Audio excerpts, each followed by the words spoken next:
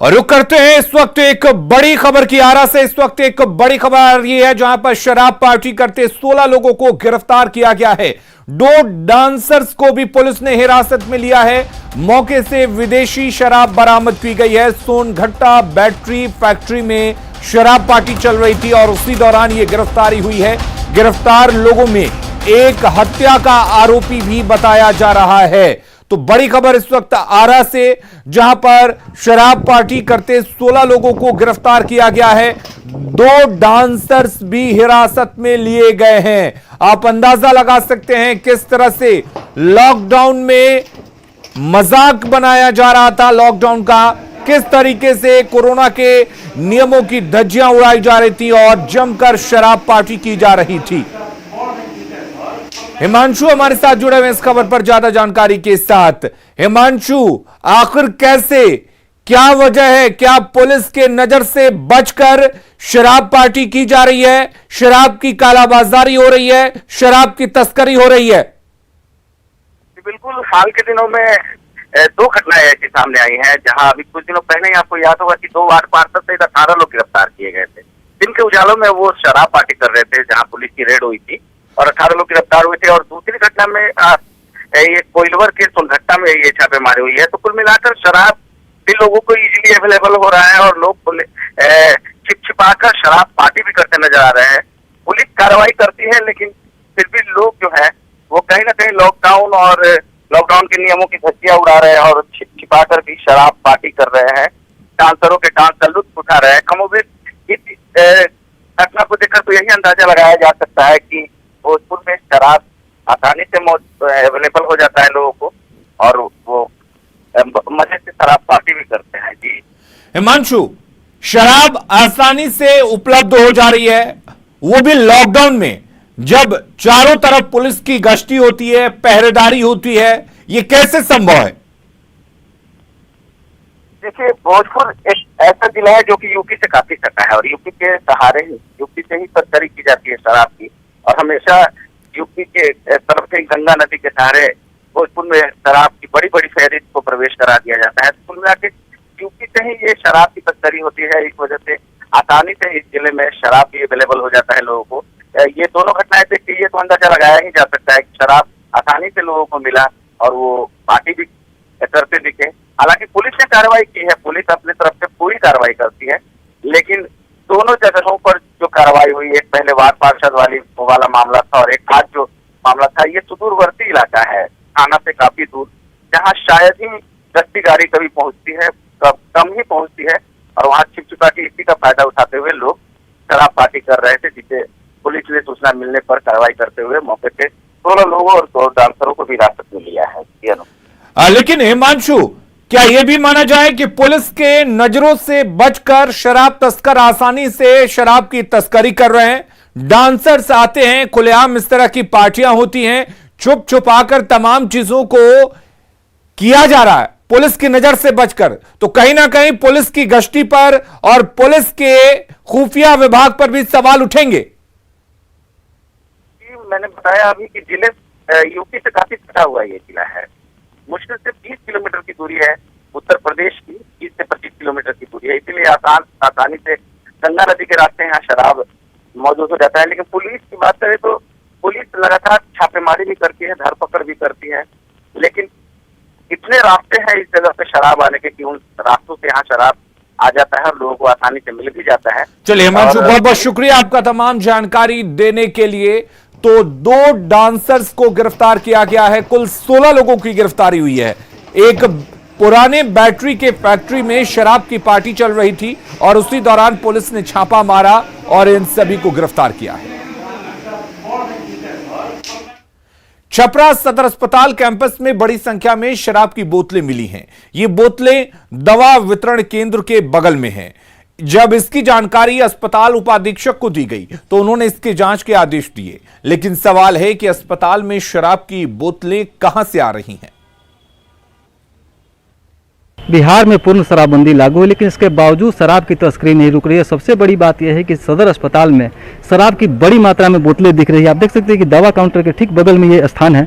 यहाँ पे आप देख सकते हैं हर जगह शराब की बोतलें बिखरी पड़ी है। ताकि ये बोतलें आ कहाँ से रही है, ये एक बड़ा मुद्दा है। आप देख सकते हैं कि ये जो पूरी शराब की बोतलें हैं यहाँ ये देख सकते हैं कि इसे जलाने की भी कोशिश की गई इन बोतलों को, हालांकि ये साक्ष्य छुप नहीं सके। इतने सारी बड़ी संख्या में जब बोतलें हम देखे तो हम भी दंग रह गए, क्योंकि सदर अस्पताल जो है काफ़ी सेंसिटिव जगह है, यहाँ सुरक्षा की भी व्यवस्था है। इस बात को लेकर के हम सीधे डिप्टी सुपरिटेंडेंट के पास गए, उन्होंने इस मामले में जाँच के आदेश दे दिए हैं। हालांकि सबसे बड़ा सवाल ये है कि सदर अस्पताल जैसे सुरक्षित जगह पर इतनी बड़ी मात्रा में शराब का कंजप्शन कैसे हो रहा है, शराब कहाँ से आ रही है, लोग शराब पी रहे हैं, यहाँ बोतलें फेंक के चले जा रहे हैं, फिर भी कोई कानूनी कार्रवाई क्यों नहीं हो रही। तो इन तमाम सवालों के जवाब स्वास्थ्य विभाग को देना होगा। हालांकि स्वास्थ्य विभाग का कहना है कि सिक्योरिटी गार्ड जरूर है, लेकिन उनका काम शराब की बोतलों को देखना नहीं, बाहर से लोग आकर के यहाँ फेंक जाते होंगे, ऐसा अंदेशा व्यक्त किया जा रहा है। लेकिन इस पूरे मामले की जांच के आदेश दे दिए गए हैं और असली सच्चाई क्या है वो जांच के बाद ही सामने आ सकेगी।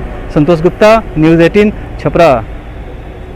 छपरा के ईसवापुर में शादी समारोह में हर्ष फायरिंग का वीडियो वायरल हुआ है। बताया जा रहा है कि लवा गांव में शादी समारोह के दौरान डांस का कार्यक्रम आयोजित किया गया था, जिसमें एक शख्स हवाई फायरिंग करता नजर आ रहा है। वहीं डांसर्स ने भी जमकर ठुमके लगाए। पुलिस इस वायरल वीडियो की जांच में जुटी है। कोरोना को खत्म करने को लेकर बिहार में सरकार ने 8 जून तक लॉकडाउन को बढ़ाया है, लेकिन लोग अब भी बाज नहीं आ रहे हैं। लॉकडाउन के नियमों का लगातार उल्लंघन किया जा रहा है। हालांकि न्यूज़ 18 वायरल वीडियो की पुष्टि नहीं करता है।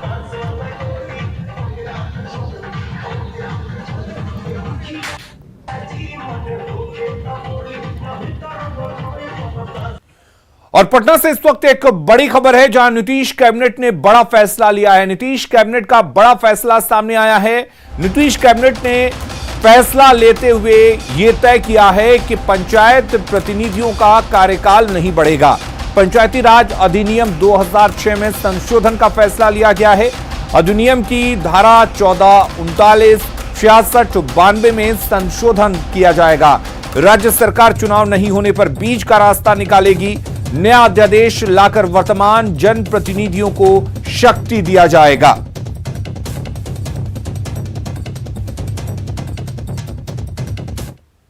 पंचायत चुनाव समय से नहीं होने के कारण अब सरकार ने परामर्शी समिति गठन करने का निर्णय लिया है। आज की कैबिनेट की बैठक में काफी महत्वपूर्ण फैसला लिया गया है। इस वक्त बात करने के लिए हमारे साथ पंचायती राज मंत्री सम्राट चौधरी मौजूद हैं। काफी महत्वपूर्ण निर्णय लिया है आज सरकार ने पंचायतों के लिए। ये स्वाभाविक है, 2006 के पंचायती राज एक्ट में ये प्रावधान नहीं हो पाया था, जिसके चलते ये हम लोगों को इसमें संशोधन करना पड़ रहा है। क्योंकि 5 साल किसी वर्ष इस तरह के कोई बीच में कालखंड में 2001 से लेकर 2021 तक इस तरह की कोई स्थिति नहीं बन पाई थी। चुनाव लगातार हो रहे थे। इस बार चुनाव नहीं हो पाए कोरोना के चलते, अन्य कोई दिक्कतें के चलते। लेकिन इस बार हम लोगों ने आदरणीय मुख्यमंत्री नीतीश कुमार के नेतृत्व में कैबिनेट की बैठक हुई और सभी मंत्रियों का सहयोग मिला कि पंचायत चुनाव नहीं होने के स्थिति में 15 जून के बाद बिहार में कैसे विकास के कार्य होंगे, उसके लिए एक परामर्शी समिति का गठन हम लोग करने जा रहे हैं। और इसमें आदरणीय महामहिम राज्यपाल की सहमति जब प्राप्त हो जाएगी तो उसके बाद हम लोग एक संकल्प बनाकर, एक निर्देशिका बनाकर पूरे स्वरूप को तैयार करके हम लोग किस तरह परामर्श समिति का गठन करके जिले में जो पंचायत है, ग्राम कचहरी है, पंचायत समिति है, जिला परिषद है, उसका गठन करने का काम करेंगे। कहा जा रहा था कि प्रशासक भी नियुक्त किया जा सकता है। पहले से इस बात की काफी चर्चा थी, कई लोगों ने डिमांड भी किया था। नहीं, कोई स्थिति ऐसी तो हम लोगों को नहीं संज्ञान में है कि कोई प्रशासक, वो भी कोई पदाधिकारी चुने जाते हैं, ये हमको नहीं, हमारे संज्ञान में नहीं है। हम लोग यदि प्रशासक भी है तो प्रशासक जो नगर विकास में है उसमें राज्य सरकार के द्वारा मनोनयन करना है, ये नगर विकास में ये व्यवस्था है। तो वहां भी सरकार के द्वारा मनोनयन किसी का हो सकता है। तो सरकार बड़ा स्पष्ट थी, इसमें कोई दिक्कत नहीं था। लेकिन स्वाभाविक है कि अपने अपने रूल्स होते हैं। पंचायती राज ने यह व्यवस्था खड़ा किया है। मतलब अधिकारियों को जिम्मेवारी नहीं दी जाएगी। नहीं, पूरी तरह यह लोकतंत्र वाला प्रदेश है। यहीं से पूरे दुनिया को लोकतंत्र का रास्ता दिखाया गया है। ये पूरी तरह गणतंत्र का प्रदेश है। देश में आदरणीय नरेंद्र मोदी जी के नेतृत्व में, बिहार में नीतीश कुमार के नेतृत्व में जो बिहार बढ़ रहा है, इसमें पूरी तरह लोकतंत्र स्थापित रहेगा और आगे कैसे इसकी व्यवस्था होगी आगे के दिनों में मैं बताने का काम करूंगा। नीतीश कैबिनेट के फैसले का जेडीयू ने लोकतांत्रिक बताया है, वहीं आरजेडी ने फैसले पर सवाल उठाया है। वहीं कांग्रेस ने भी सरकार के फैसले का स्वागत किया है। साथ ही यह भी कहा कि भविष्य में पंचायत चुनाव कराने पर भी सरकार फैसला लेगी।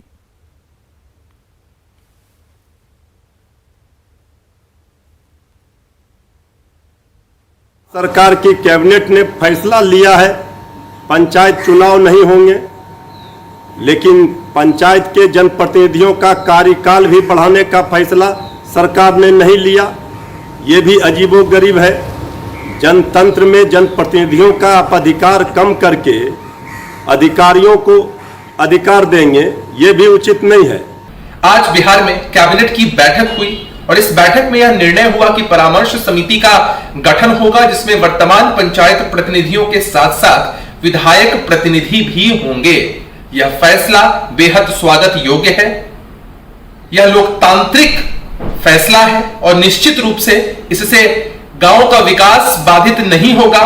गांव के विकास में लगातार तेजी आएगी। फैसला के साथ हम हैं, क्योंकि हम चुनाव के पक्ष में अभी नहीं हैं, तो सरकार को कुछ न कुछ वैकल्पिक इंतजाम करना था और मैं समझता हूँ इसमें सभी दलों के जनप्रतिनिधियों को भी समावेश करना ज़्यादा बेहतर होगा, ताकि वो बेहतर स्वरूप में ये व्यवस्था काम कर सके। चूंकि कोरोना काल की वजह से हम पंचायत का चुनाव नहीं करा पा रहे थे, इससे निसंदेह गांव का विकास बाधित होता अगर मुखिया को उनका पावर नहीं मिलता। इस समिति में जनप्रतिनिधि के साथ साथ विधायक के प्रतिनिधि भी शामिल रहेंगे और दोनों मिलकर के विकास का एक नया आयाम लिखेंगे।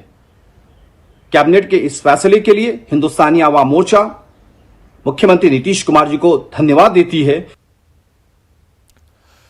कोरोना महामारी के दौरान बिहार में एम्बुलेंस को लेकर भी विवाद लगातार जारी है। बक्सर और छपरा के बाद अब सीवान में एम्बुलेंस को लेकर विवाद खड़ा हो गया है।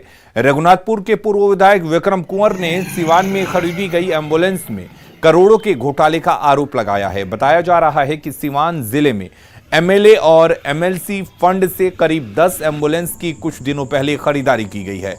कुछ एमएलसी टुन्ना जी पांडे के फंड से हैं, तो आपको बता दें कुछ एम्बुलेंस जो है एमएलसी टुन्ना जी पांडे के फंड से खरीदे गए हैं, तो कुछ पूर्व के विधायक रमेश सिंह कुशवाहा और व्यासदेव प्रसाद के फंड से लिए गए हैं। अब इस मामले में रघुनाथपुर के पूर्व विधायक विक्रम कुंवर ने कहा है कि एक एम्बुलेंस की ऑन रोड कीमत करीब 7 लाख रुपए है, जिसे 22 लाख रुपए बताया गया है। यानी एक एम्बुलेंस पर 15 लाख रुपए की हेराफेरी की गई है। आरोप लगाने वाले पूर्व विधायक ने सीएम, गृह सचिव और डीएम को पत्र लिखकर इसकी जानकारी दी है। ये अफसर लोग तनसा हो गए हैं, किसी का सुन नहीं रहे हैं, इसलिए हमने विधायक मत में मुख्यमंत्री विकास योजना में जो हमारे जिले में एम्बुलेंस खरीद में घोटाला हुआ है, वो हमें प्रमाण के साथ मुख्यमंत्री को दिया। मैं मुख्यमंत्री को धन्यवाद देना चाहता हूँ कि 26 को मैंने उनको मेल किया, 27 को डीएम के यहाँ, 28-29 तक डीएम ने टीम बना करके जांच कराने का काम शुरू कर दिया है। सीवान एम्बुलेंस घोटाले में जिला अधिकारी अमित कुमार पांडे ने जांच समिति का गठन कर दिया है। कलेक्टर ने कहा है कि जांच के बाद हर बात से पर्दा उठ जाएगा। हम लोगों के द्वारा पोस्ट की गई थी कोविड-19 को ध्यान में रखते हुए, जैसे उसमें ट्रांसपोर्ट वेंटिलेटर भी होना चाहिए और कुछ इक्विपमेंट जो कोविड-19 में भी इस्तेमाल किए जा सके उस परिस्थिति में, उसके साथ क्रय करने की रिक्वायरमेंट थी, जो कि उस समय जेम पे अवेलेबल नहीं था। इसीलिए इसका जो रेट एक मीडिया में बात आ रही है कि 7 लाख का या 8 लाख का होना चाहिए, वो 21 लाख क्यों है, तो रेट उसी की वजह से अधिक है। और प्रोसीजरल लैप्सेस प्रथम दृष्टिया कहीं दिख नहीं रहे हैं, लेकिन फिर भी हम लोगों ने एक त्रिस्तरीय जांच कमेटी बना दी है। 2 से 3 सप्ताह में वो अपना रिपोर्ट सौंपेगी और उसमें कहीं भी कोई लैप्सेस होते हैं तो बिल्कुल हम लोग उस पर कार्रवाई करेंगे। सीवान एम्बुलेंस घोटाले में स्वास्थ्य मंत्री मंगल पांडे ने कहा है कि डीएम ने जांच कमेटी का गठन कर दिया है, उसमें जो भी दोषी होंगे उनके खिलाफ कड़ी कार्रवाई की जाएगी। सारे मामले की जांच करा रहे हैं, उन्होंने एक कमेटी भी बना दी है, तो स्वाभाविक है जो समिति बनी है उन सारे में मामलों की जांच करेंगे और सरकार कभी किसी को भी बकस्ती नहीं कार्रवाई करती। बिहार में एम्बुलेंस विवाद कब कब हुआ इसे जानते हैं। सारण में सांसद राजीव प्रताप रूडी के कार्यालय में बगैर इस्तेमाल के खड़ी एम्बुलेंस पर पहले विवाद हुआ, फिर राज्य मंत्री अश्विनी चौबे पर यह आरोप लगे कि उन्होंने अपने संसदीय क्षेत्र में चौथी बार एक ही एम्बुलेंस का उद्घाटन किया और उसके बाद सिवान में एमएलए और एमएलसी फंड के तहत एम्बुलेंस की खरीद में घोटाले के आरोप लग रहे हैं।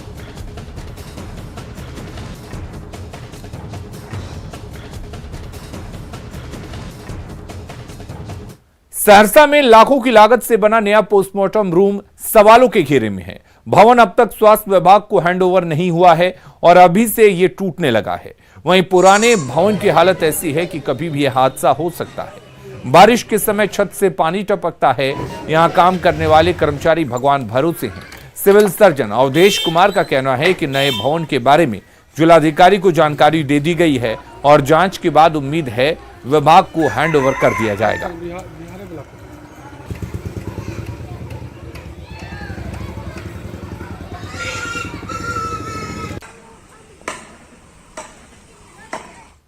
चाहते हैं कि जल्दी से जल्दी जांच होकर और उसमें जो भी कार्रवाई होनी है वो कार्रवाई होता। अगर हैंडओवर से जब कुछ सही मिलता है तो जल्दी से जल्दी मैं हैंडओवर लेना चाहता हूं ताकि उसमें शिफ्ट कर दें। उसमें सर हैंडओवर होने से पहले जर्जर होने की बात सामने आ रही है, तो कहीं ना कहीं अनियमितता तो उसके जाँच में ये बात स्पष्ट हो जाएगी। इसमें परेशानी ये है, ये बहुत दिन पहले बना था, अभी इसमें जर्जर हो गया, पूरा टीना सब छूता है, ऊपर नीचे धंस गया दीवार है ना, पूरा ढक्का इसमें है।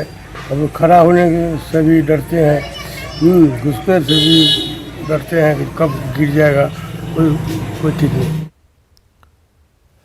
बक्सर और रोहतास में भारी वज्रपात का अलर्ट जारी हुआ है। बड़ी खबर आपको बता दें, आपदा प्रबंधन विभाग ने यह अलर्ट जारी किया है। बक्सर के इटाढ़ी, राजपूत, चौसा में वज्रपात की आशंका जताई गई है। बक्सर के ब्रह्मपुर, कंसट, डुमराव में भी अलर्ट जारी किया गया है। वहीं रोहतास के सासाराम और चिनारी में वज्रपात की आशंका है। नौहट्टा, रोहतास, तिलैतू में भी भारी वज्रपात का अलर्ट जारी किया गया है।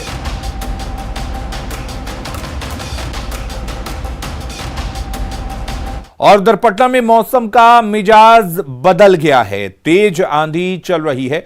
आसमान पर काले बादल छाए हैं। दिन में ही शाम सा नजारा हो गया है। जायजा लिया है न्यूज 18 संवाददाता रजनीश कुमार ने।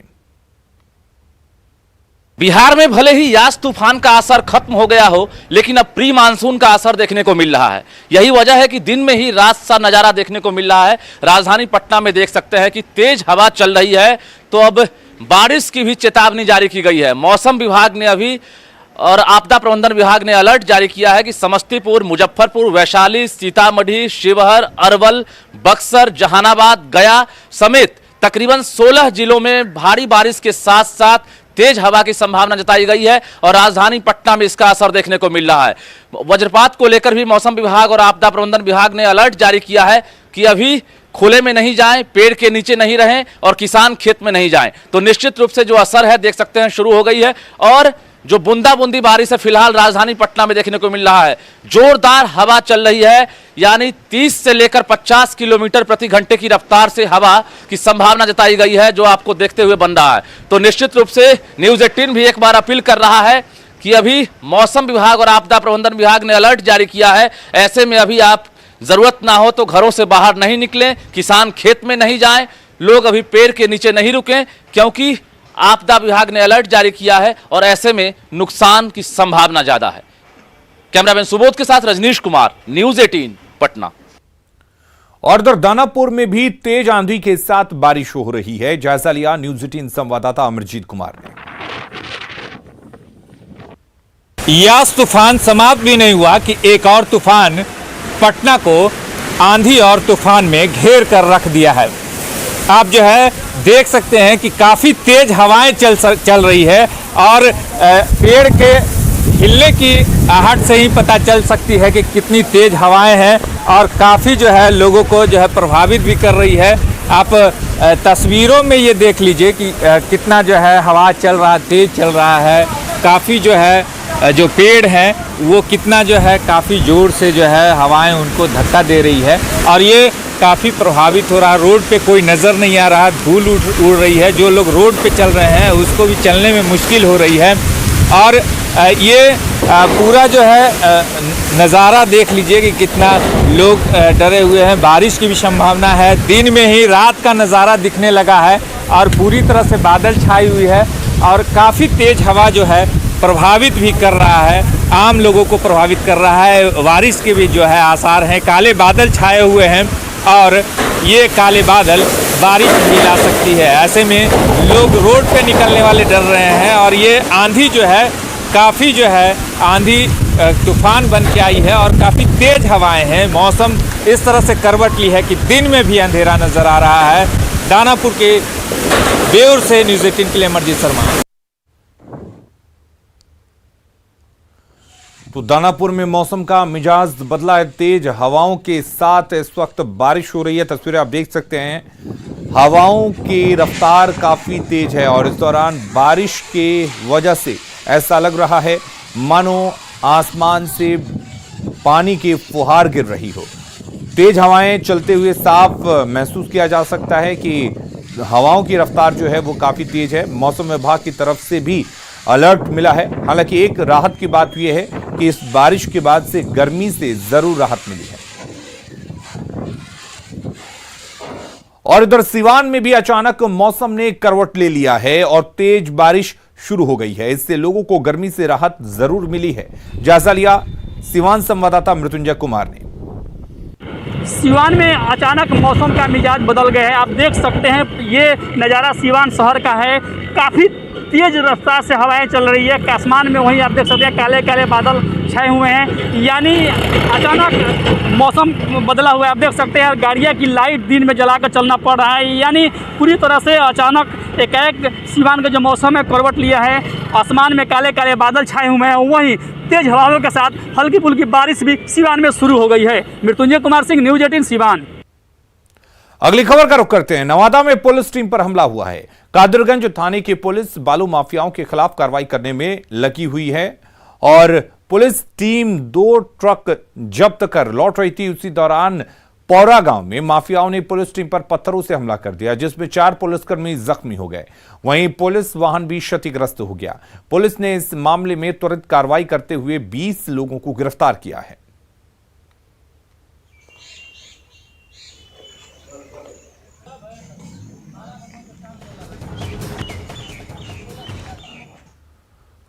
और अपना बिहार के इस बुलेटिन में फिलहाल के लिए इतना ही। आगे देखेंगे झारखंड की खबरें जौहर झारखंड में।